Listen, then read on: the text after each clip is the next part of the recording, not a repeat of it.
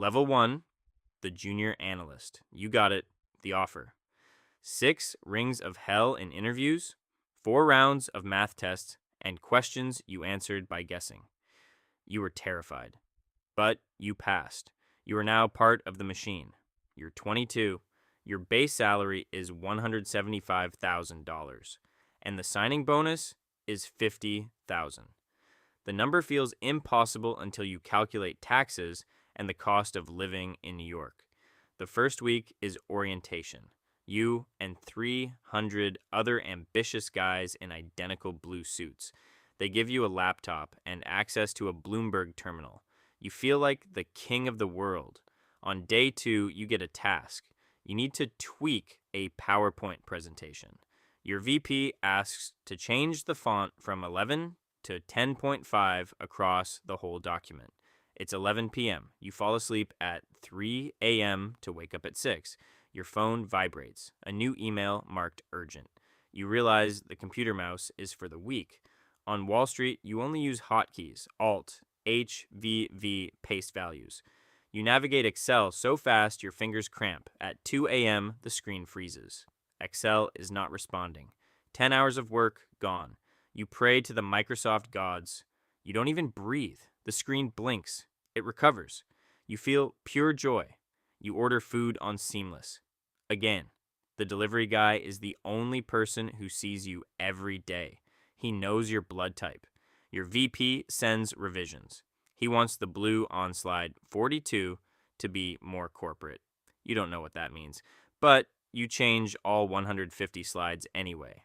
It's Friday, 8 p.m. Your college friends text you to come to a bar. You text back saying you'll be there in an hour. You are lying. You finally leave the office at 4 a.m. The city is completely empty. You sleep for 4 hours, fully clothed. Sunday morning, you log back in. The model needs to be rebuilt. You do it, you don't complain, because bonus day is coming. The first year ends. The bonus hits your account, $80,000. You feel rich until you do the math. Divided by 100-hour weeks, the guy flipping burgers makes a higher hourly wage, but he doesn't have the prestige. You tell yourself that to fall asleep. Level 2, the associate. You survived. You are 25. Your base salary jumps to $250,000. You buy a Rolex. You wear it to type faster. The title sounds powerful, but you are caught between a rock and a hard place. You now manage the 22-year-old analysts. The kids you used to be, you review their work. If they make a mistake in the model, you get fired.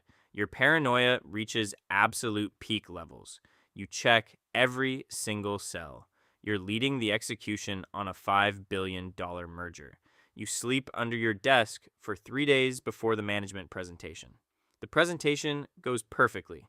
The MD takes all the credit, then the client cancels the deal at the last minute. The market shifted. 6 months of your life, completely erased, reduced to 0. Your girlfriend leaves you. She says you're married to the bank. You don't try to win her back. You don't have the time. Headhunters start calling every day. They want you for private equity, better hours, more money, the exit opportunity you dreamed of. You go to the interviews, you crush the modeling tests, you get the offer, but when it's time to sign, you pause. The brand name of your bank is too strong. The golden handcuffs are heavy. You decline the offer. You tell yourself you'll stay just 1 more year to make VP. Year 3 of being an associate begins.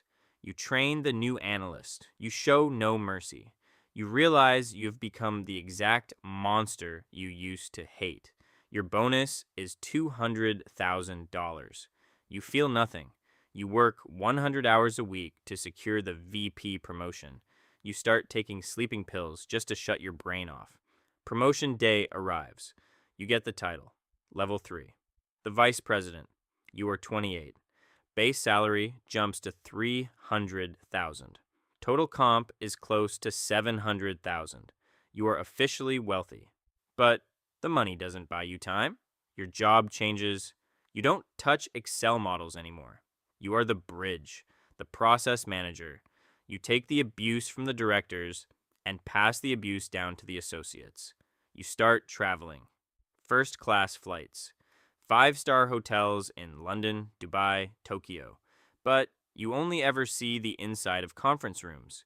You go to expensive steakhouses with clients. You pretend to care about their kids and their golf handicap. Deep down, you feel like a highly paid used car salesman. A junior analyst makes a typo in a live pitch. The client laughs. Your managing director does not. You spend the whole weekend apologizing via email. The stress is no longer physical. It's toxic.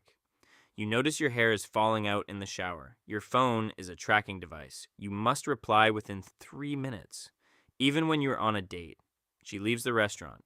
You barely notice. Year 6 ends. You are a senior VP. You want to quit, but your lifestyle is too expensive to stop. The golden handcuffs are welded shut. Level 4, the managing director. You are 34, but you look 45. Base salary, $500,000. Bonus, $1 to $2 million.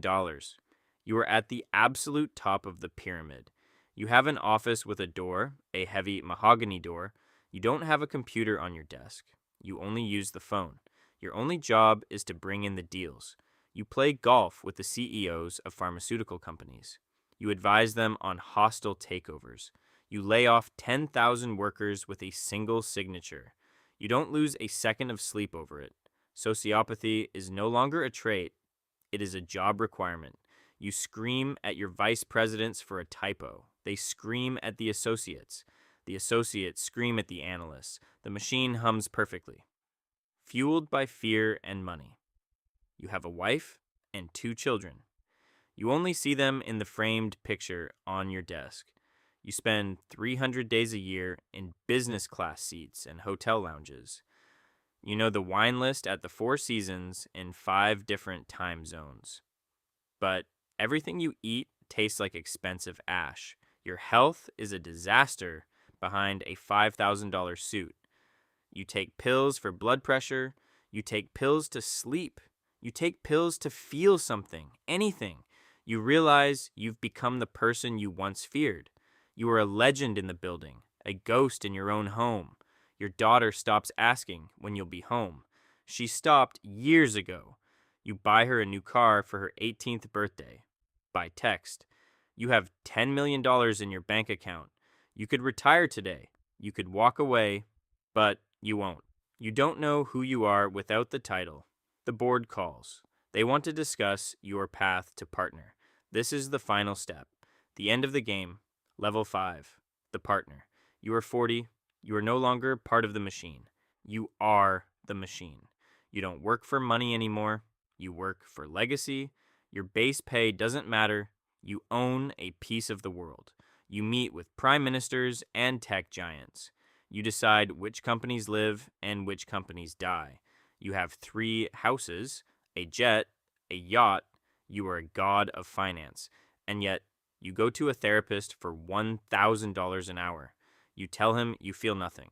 He tells you to find a hobby. You buy a professional sports team instead. You watch them win from a private box alone. Your second wife is filing for divorce.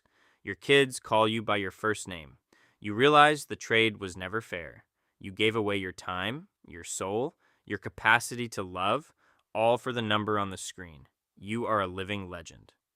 And you are completely dead inside. But the machine doesn't care about your feelings. The machine just needs new parts. It's 2 a.m. in a library at an Ivy League school. A 21-year-old is drinking his 4th cup of coffee. He has 3 interviews scheduled for tomorrow. He has memorized every formula. He knows every answer. He has a plan. 2 years, maybe 3.